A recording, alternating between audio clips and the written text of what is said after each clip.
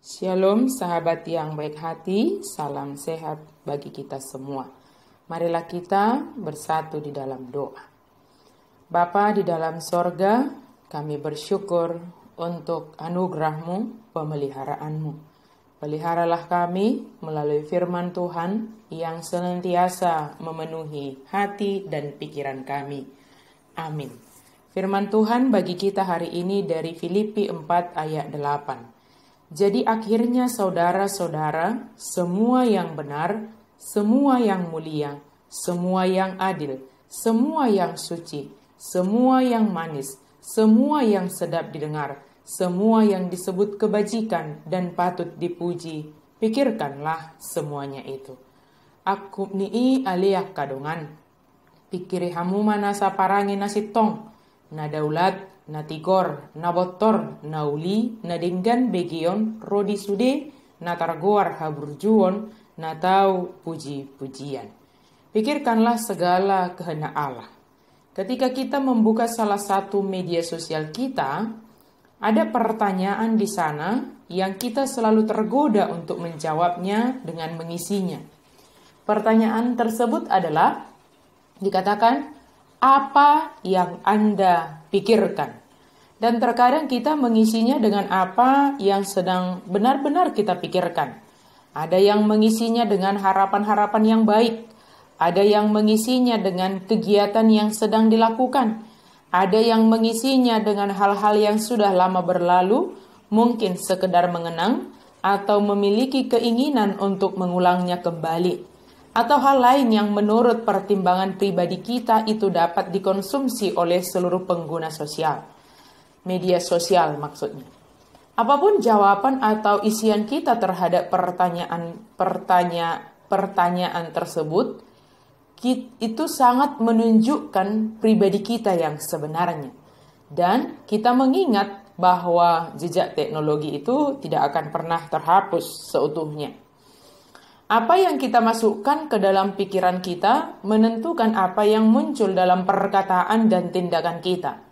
Paulus menyuruh kita untuk memprogram pikiran kita dengan pikiran yang benar, mulia, adil, suci, manis, sedap didengar, baik, dan yang patut dipuji. Memprogram pikiran kita, bahkan dikatakan semua pikiran kita dengan hal tersebut.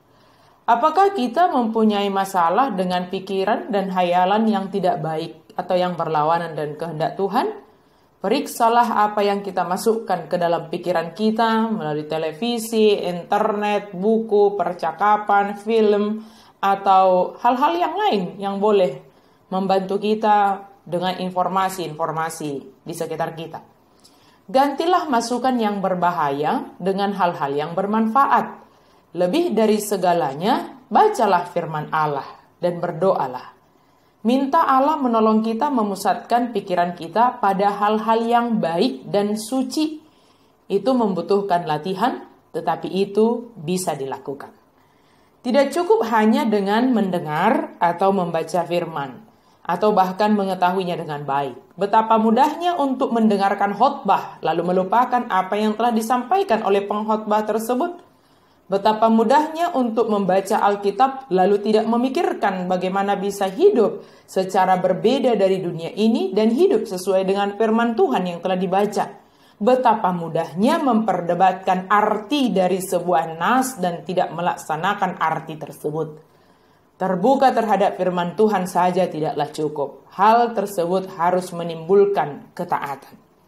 Semua yang benar, semua yang mulia, semua yang adil, semua yang suci, semua yang manis, semua yang sedap didengar, semua yang disebut kebajikan dan patut dipuji, hal-hal ini adalah yang dikehendaki oleh Tuhan. Dan tentunya semua berasal dari Allah, sumber damai sejahtera di dalam hidup kita.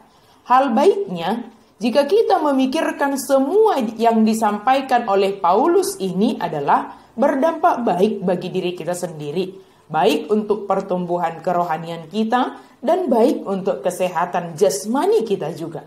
Sahabat yang baik hati, Marilah kita mengisi pikiran kita dengan hal-hal yang benar, yang mulia, yang adil, yang suci, yang manis, yang sedap didengar, yang disebut kebajikan, dan yang patut dipuji. Semua ini akan menolong kita bertindak, berkata-kata sesuai dengan apa yang kita pikirkan. Tuhan Maha Kasih menolong kita untuk dapat memikirkan semua hal yang dikehendaki Tuhan, yang berdampak kepada sehat jasmani dan rohani kita. Amin, mari kita berdoa. Terima kasih Tuhan untuk firman-Mu. Biarlah kami boleh mengisi hati dan pikiran kami dengan hal-hal yang Engkau kehendaki, sehingga itu berpengaruh kepada pertumbuhan kerohanian kami, berpengaruh kepada iman kami yang semakin lebih kokoh hanya kepadamu saja, dan tentunya itu juga akan berpengaruh kepada kesehatan kami secara jasmani. Terima kasih Tuhan. Dengan semua yang kami pikirkan, kami ditolong untuk semakin kuat menjalani kehidupan ini. Dalam nama Yesus kami berdoa dan berserah. Amin.